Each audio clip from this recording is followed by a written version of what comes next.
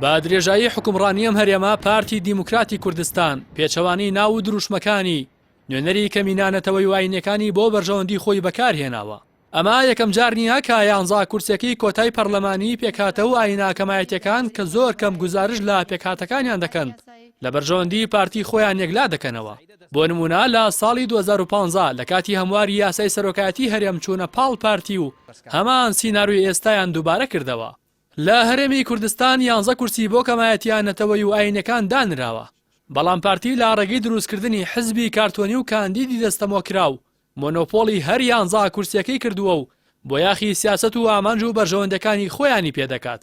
لە کۆی 329 کورسی کەمینەکان لە سەر ئاستی 18 پارێزگا تەنها 9 کورسی پەرلەمانی عێراقیان هەیە، بەڵام لە پەرلەمانی کوردستان لە کۆی 111 کورسی کەمینەکان 11 کورسیان بۆ دانراوە. نوێنەرانی کەمینە ئاینی و نەتەوەیەکان با ژمارەیەکی یەکجار کەمی دەنگ دەبن بە ئەندام پەرلەمان.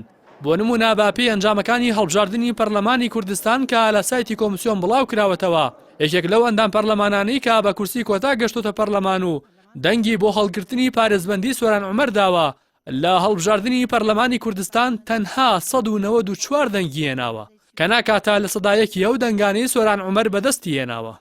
سۆران عومەر کە لە کۆبوونەوەیەکی کۆمیدیایی پەرلەمانی کوردستان و سیناریویەکی پێشتر بۆ ئامادەکراودا و لە بەرامبەر بەجێهێنانی ئەرکی پەرلەمانتاری خۆی و ئاشکراکردنی گەندەڵی و بەرگری لە قوت و بودجە و موچەی هاوڵاتیانی بەشخوراوی ئەم هەرێمە پارێزبەندی لەسەر هەڵگیرا لە هەڵبژاردنەکانی 30 ئەیلولی 2018 پەرلەمانی کوردستاندا 42400 دەنگی بەدەستێناوە.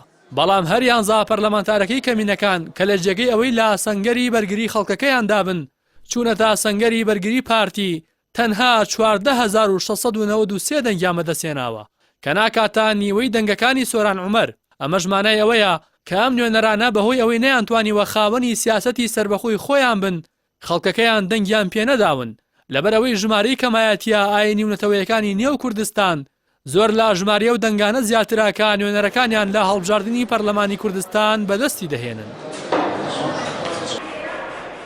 بابەتی هەڵگرتنی پارێزبەندی لە ئەسەر سۆران عومەر کە کێشەیەکی سیاسی بوو نەدەبوو کەمینەکان بخرێنە ناویەوە. دەبوو لەو بابەتانەدا نوێنەرانی کەمایەتەکان قسەیان بکردایە کە تایبەت بوو بە خۆیان و پێکاتەکانیانەوە، بە تایبەت کۆمەڵی ئیسلامی کە بەردەوام ڕێزی لە کەمایەتەکان گرتووە و بە مافی خۆیانی زانیوە بە ئەندازەی بوونیان نوێنەریان هەبێ و بەردەوام ڕایوا بووە کەسانێک نوێنەرایەتی پێکاتەکان بکات کە نوێنەری ڕاستەقینەیان بێت نەک دەستەمووی لایەنێک بن. بەڵام بەم هەڵوێستی کە لە هەڵگرتنی پارێزبەندی سەر سۆران عومەر نیشانیاندا ئەو ڕاستی سەلمێنرا کە ئەمان تەنها بەناو نوێنەری کەمایەتەکانن، بەڵکو لا بنەڕەتدا بۆ جێبەجێکردنی ئەجەندای تەنها لایەنی پارتی لە نێو پەرلەماندان. پارێزبەندی لە بەڕێز سۆران عومەر سەعیدە دەست بەرزکاتەوە.